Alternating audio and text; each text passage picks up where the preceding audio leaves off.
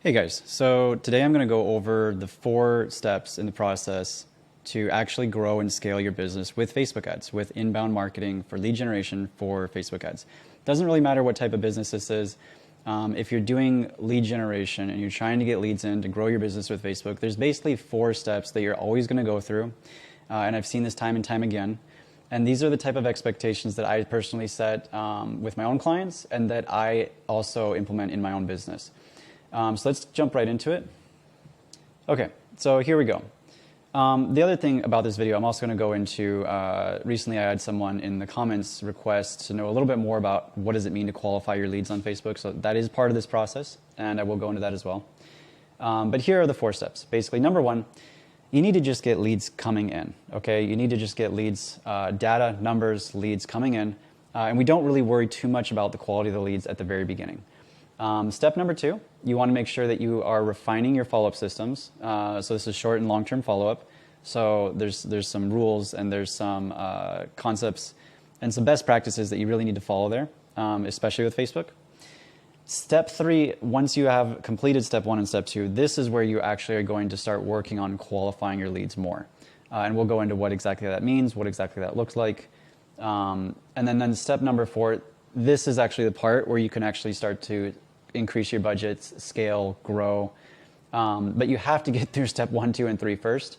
A lot of people will jump right into step 3 and 4 way too early.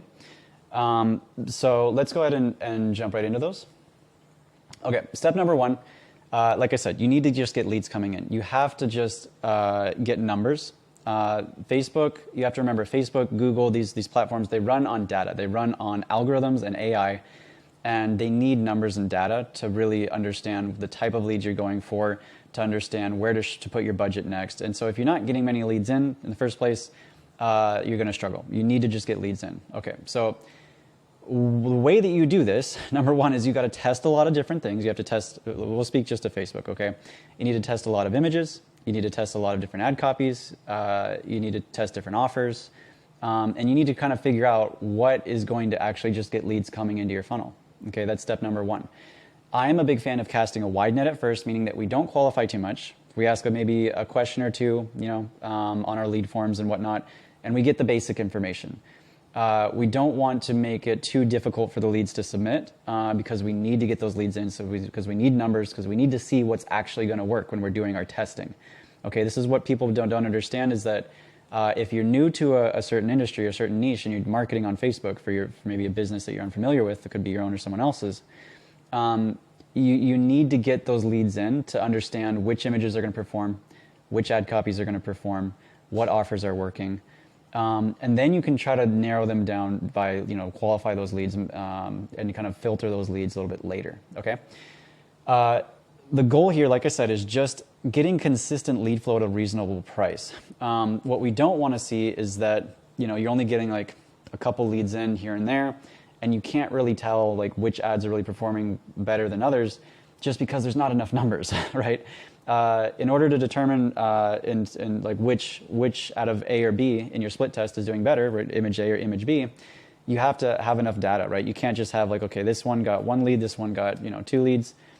You have to see like, okay, maybe 3, 4, 5 leads. Like you need some numbers in there to really tell a pattern, right? Like if you only have 1 data point, it doesn't really give you much of a pattern there. So the other thing is it has to be at a reasonable price, right? So this is another thing is that if let's say that you're starting to overqualify at the beginning, you're asking too many questions, having the leads jump through too many hoops, it might raise your cost per lead too high. To where it just doesn't make sense and the algorithm just, like I said, won't function. One thing to keep in mind is at this stage, a lot of people kind of worry because they're getting leads, but they're worried about the quality not being quite where they want it to be yet. You have to remember that even at this stage, like conversion rates for Facebook is about 2% for high ticket niches. So for example, my industry that I work a lot in is real estate. Generally, my clients, on average, right, they're going to close 2%, so 1 in 50 out of every 1 out of every 50 Facebook leads will turn into a closed deal for them. Now, if we qualify more, maybe that rate changes, right, because then they're not dealing with as many leads, which is the goal, right, in step 3. However, initially, they will have more leads coming in, okay, And those leads, they're going to have to sort through and sift through more of them to find the ones that they're going to be able to actually, get a hold of and work with, get under contract and actually close those deals. And so the next goal, right? Once we have this lead flow coming in, right? We're casting our wide net. We've tested different things. We know what's working. We know we're getting leads in. It's a reasonable price. And we have that expectation, understanding that, Facebook conversion rates are about 2%. Okay, the next step is to really make sure you dial in your follow-up systems. This is extremely important. That's step number 2. Refine your follow-up systems. Basically, there's 2 categories. You have short-term and long-term follow-up. Short-term follow-up means that as soon as the lead submits a form, okay, on Facebook, they immediately, they immediately need to be called within 2 minutes. They need to get a text message sent to them immediately. They need to get an email immediately sent to them. Whether or not you send out like a text or you call them like in the middle of the night, because that sometimes does happen, it's kind of up to you. You do want to make sure that you have implemented proper systems into your forms. So the leads have to check certain boxes to opt into being texted and called. That's getting more and more important. Otherwise, you could get blocked by the carriers and deal with spam and stuff like that. Like, we don't want to be spamming people without them actually opting in. But this is extremely important because you have to understand Facebook is basically disruption marketing. Okay, it's distraction marketing. The whole point of Facebook marketing is that they're just scrolling through their news feed on their phone, right? Just going about their day. They're just scrolling, and then they see your ad, and your ad gets their attention, right? So you have their attention. That may be the first time that they've ever seen you, that they've ever even heard of your business. On average, it takes about 7 hours of someone to actually consume content from your business, whether that's talking to you, watching your videos, reading your content, exploring your website. It takes about 7 hours before someone usually buys something. This is just an average industry-wide. So what we're doing, to get back to my point, is that we are using disruption marketing to really get their attention, to distract them from what they're doing. And you only have that attention from that lead for a limited amount of time, right? They look at your ad, they briefly check it out, then they submit the form, and then they're probably going to go back to whatever they're doing, scrolling through their phone. Maybe they were just taking a quick break at work and they're just scrolling. Maybe it's in the evening and they just got done eating dinner, whatever it is. You need to get on the phone with them immediately while their attention is still on what you were just talking about, and just introduce them to your company. Now, the emails, the SMS, this all helps a lot too, because let's say that they've submitted that form, right, and they just get a call from you. They may not know who that person is calling. So by sending out the email, by sending out the text, they're getting these notifications on their phone. They're realizing, oh, this is just from that form I just submitted. And then they're going to be more likely to, if that call goes through within a minute or so, they're more likely to realize, oh, that's from that ad that I just filled out, because I'm getting these other notifications, right? So that's just the short-term follow-up. This is important whether you're doing Google, Facebook, any kind of lead gen online. You need to be doing this. This is basically mandatory. If you're not, you will struggle with Facebook marketing. Now, long-term follow-up, this is an addition, okay? So I have one client who has been with me for over 1.5 years just doing Facebook ads for the real estate space. And he has told me multiple times that the majority of his deals in the real estate space doing Facebook marketing come from the long-term follow-up. A lot of his deals don't close immediately. The sales cycles tend to be a little bit longer for him because of the nature of Facebook, right? These people that fill out the forms, some of them, they're ready to move forward and do business right away. But a lot of them, and for him, the majority of them that come from Facebook, he ends up closing them months later as he's continued to follow up with them and has him in his pipeline. And so this is kind of what I was talking about, with that 7-hour rule. People on Facebook, this may be the first time that they've come across your business, and they were just scrolling through their phone and you got their attention. Okay, that's much different than maybe with Google PPC or something like that, where they were actually going to a search engine and searching for help and looking for help in that moment. With Facebook, we're targeting them because for some reason the algorithm has shown that they have an interest in whatever topic, like for example, real estate, possibly selling their house, but their journey from when they first meet you to actually doing that, they're doing business with you, it could be down the road, right? So you need to have that follow-up system in place with Facebook. We do this for our clients within our CRM. We have a 140-day follow-up for text and email, and we also incorporate ringless voicemails. But you should be calling them every day. There should be a text message, an email going out to them, every other day. However you want to space that out, but it needs to be consistent and it needs to be long-term. A great kind of concept or thing to get into your head as you're doing this is basically you need to keep communicating with them and reaching out to them until they either respond or die. So that is how you need to think about the follow-up for Facebook. Okay. Now, so we've just gone through step 1 and step 2. Okay. Step 1, just to reiterate, was we get leads coming in, we cast a wide net, we get those numbers coming in. Okay, so now we have data to work with. Now we have leads to actually follow up with. Okay, so now we implement our follow-up systems. We make sure that our team is on top of it. We make sure that leads are getting called immediately. And we start, we make sure that our long-term follow-up systems are in place. And we make sure that we're following up consistently. Once we have that in place, now you can start to look at your numbers and say, okay, out of all the leads that we've generated, let's say you've generated 30, 40, 50 leads or so, right? How many of them have you gotten a hold of? Okay.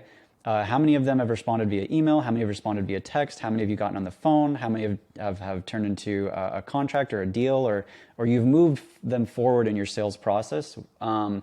And you need to start breaking that down. This is why it's important to have a pipeline where you can categorize all the leads into different buckets and you understand that data. The CRM that we provide our clients, we provide a pipeline for you. We actually provide on the dashboard of the CRM, it actually breaks all that data down for you so that you don't have to manually do this. And it also shows how many people percentage-wise are responding just to certain emails and texts and whatnot. However, once you have an idea of how many people are responding, that's number 1. Number 2, then you need to look at, okay, what is the actual quality of those leads? Meaning, how many of these people are actually interested in what we're offering as a business, right? If you're looking at this from the real estate side, which is the clients I work with, you'd want to be asking, how many of these leads actually have a property and are motivated to actually sell that property? How many leads are kind of, like sometimes you'll get leads that are coming through where the numbers are not right, or the emails are not right, or there's just different issues. Maybe they're actually not that motivated to sell, right? Which is going to be more common with Facebook than Google, just because of the nature of the platform. But you need to start looking now at the quality. Okay, so those 2 things. Number 1, if we go back to here, number 1 is how many people are actually responding. Okay, and number 2, and that's going to tie into, do you have correct phone numbers? Are you getting, the correct information from the leads? And then number 2, how motivated are they to do business with you? Okay, I'll say that one more time. How many people are actually responding to your follow-up? Okay, and then how motivated are they to do business with you? And this leads into step number 3. This is now where we can start to focus on the quality. So the issue that I see a lot with business owners is that they want to jump right into step number 3 from the very beginning.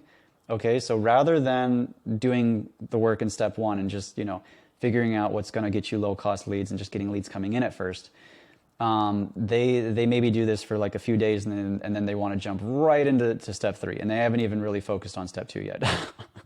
Okay, so this is kind of an issue sometimes that I see. I see a mistake that people make. You need to focus on quality after you've got leads coming in and after you've got your follow-up systems in place. Then you can start to look at your data and make continued adjustments. Okay.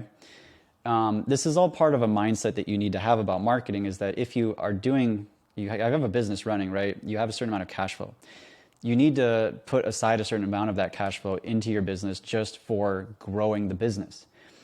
You should never be in a position where you have a chunk of capital and you put it into a certain marketing channel, and either you make your money back on that or your business dies. Like, you never want to be in that position. You need to have a budget set aside within your cash flow. It's a certain percentage of your cash flow that you feel comfortable putting towards marketing, whether you get a return on it or not, right? The goal in all of this, right, with this entire system, step 1 through 4, is to first, number 1, liquidate your funnel.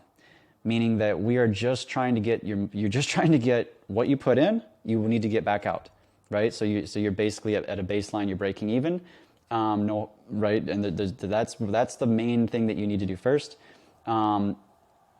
And then when you start to get profit, okay, and you make continued improvements, then you start taking that profit and you reinvest it, right, whether into the same marketing channel or into other marketing channels, and that's how you start to grow. You just don't want to have the mindset of like, okay, this either works or my business fails.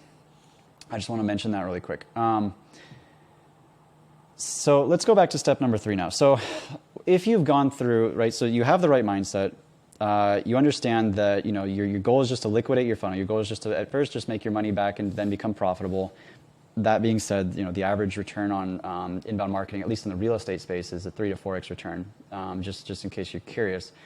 However, the goal at first is like just to get things going, right? We just need to get the machine and the parts moving. And then, especially if you're doing this on your own or you're doing this in an industry that you're unfamiliar with, okay? That's mainly what I'm referring to here. If you work with someone like me that's done this, you know, for forever now, you know, just specifically with the real estate space, then that really helps you kind of speed things along. But this is kind of referring to if you are doing this on your own, if you're brand new to a certain market, you know, the goal is just to liquidate the funnel and then make it profitable. So step number 3. Okay, let's get into this. So now you can start to focus on quality, right? As this is what I was saying. So you've got the right mindset, you've got your leads coming in, you've got numbers, you've got data to work with, and you've followed up with those leads, and you have numbers on, okay, how many of those leads are actually you're able to get a hold of, how many of those leads are actually motivated to do business with you, to what degree. Now you can look at, okay, what do we do here next?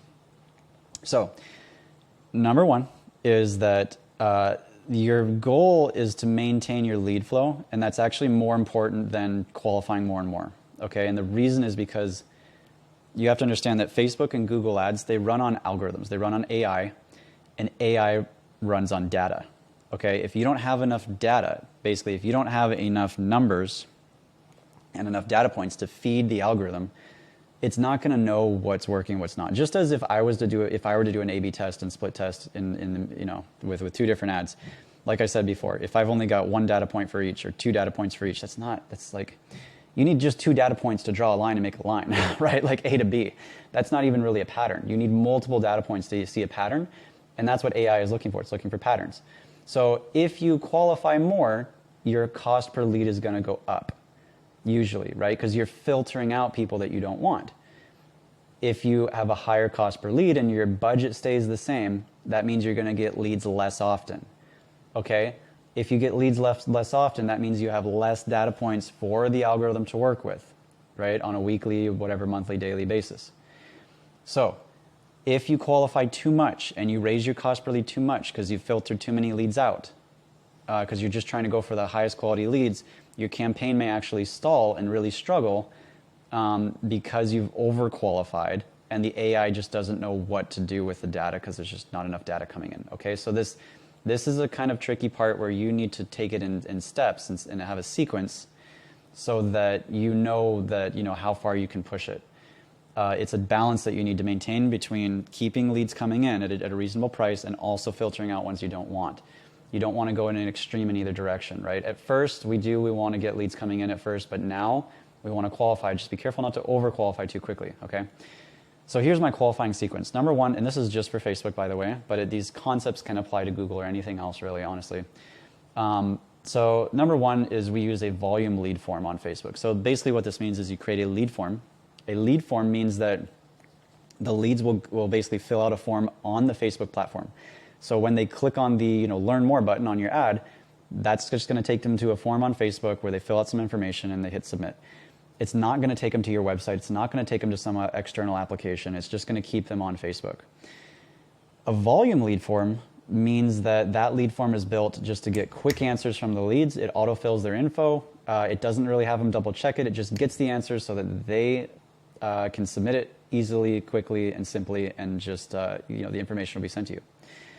The whole idea here is to understand that the qualification happens by adding more friction. So that whole process of a lead seeing your ad, reading your ad, clicking on the button, reading your form, filling out the questions on your form, checking their information, hitting the submit button, every single step that you add, or whenever you make one of those steps more difficult or take more time or take more thought for the lead to perform that action, the more friction you're putting there, right?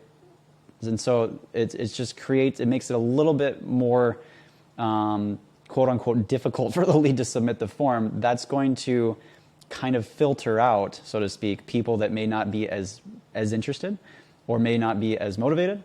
And then there's also the language you use as well. Like let's say that you're only looking to work with a certain type of person. Like I know a lot of agency owners, for instance, and they put in their ads, we're only looking to work with contractors that make over $500,000 in revenue per year or something, right? Okay, well, just by putting that in your ad copy, now you're kind of like filtering out everyone who may not be making that much, or at least a portion of those people, right?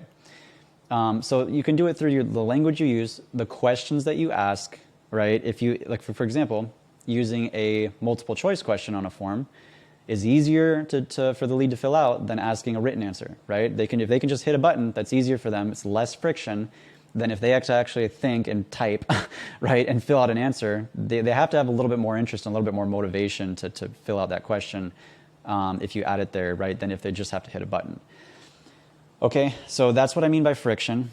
And these sequences, these stages, 1, 2, and 3, they're increasing in the amount of friction that we put between the lead actually, seeing your ad and submitting or them not doing it. So a volume lead form means that we're not putting a lot of friction. We ask, mainly multiple choice, a couple questions, just 1 or 2. We just do autofill, name, email, phone number, and there's not a whole lot of other steps in between. This is what we start with, okay? This is what I meant by casting a wide net. Now, just to qualify more, let's say that you're having an issue with phone numbers, okay? The next step is to make it a high intent lead form. This is built into the Facebook forms. It's an option that you can select on there. And basically what it does is it forces them, it puts their name, email, phone number in a little box on the form. It's an extra step that they actually have to check, and it says double check your information below, please review it, and they have to slide their thumb across the screen confirming, yes, that's correct. Now, people will may slide the thumb across there and not care if their phone number's wrong, right? But it's, again, you're putting more friction there, and you're putting an extra step to try to remind them to get them to do what you want. So that will qualify more. As well, at this point, you probably would add like a written answer or something to the form. Maybe you add 2. Just depends on what you want to test. Okay, so at this stage, you can't just jump from 1 to 2 to 3 very quickly. You started with 1 probably back here, right, in step 1. Now you're in step 3. Now you're going to jump and try step number 2. So now you're doing high intent forms. Now you have to look, okay, if you run the same ads that were working well in step 1, but now you're doing lead form high intent, or you've changed your form, or maybe you've changed your ad copy a little bit, you've made adjustments to try to filter out certain people, that may affect your cost per lead. So now you have to test this. You have to get more data, right? This is part of the advertising. You have to see, okay, am I getting more people on the phone now? Are the people I'm talking to, are they more motivated to do business with me? Are these people have we weeded out some of the people that we don't want to see anymore? And if we are, is that raising our cost per lead too high to where it's making it difficult for us to continue split testing and to keep the campaign consistent? Okay, something to keep in mind here is that the wider that you target on Facebook is going to make a big difference. So if you're doing nationwide targeting, that's going to be much easier of a campaign to manage because there's more people out there for the algorithm to work with than if you're just doing like one county in a local state or something where there's not that many people. So you have to realize that the number of people you're targeting makes a big difference here too, because there's just more or less opportunities. Okay, so let's say that you do a high intent form and it's still going strong. Like you're still getting leads at a great price. I've even seen where sometimes we do a high intent form and the cost per lead goes down, oddly enough. But let's say that it's just staying where it was, or maybe it's just increased your cost per lead maybe a little bit, or by 25, 30% or something, and you're still okay with that. It still makes sense business-wise, and the lead quality is starting to go up. Okay, you can either continue doing that, or if you're still having some certain specific problems, like let's say that the number of your phone numbers are still, it's just you're not getting enough correct phone numbers, and that's really being a problem. After you've tested step 2, now we take the leads and we send them to a landing page.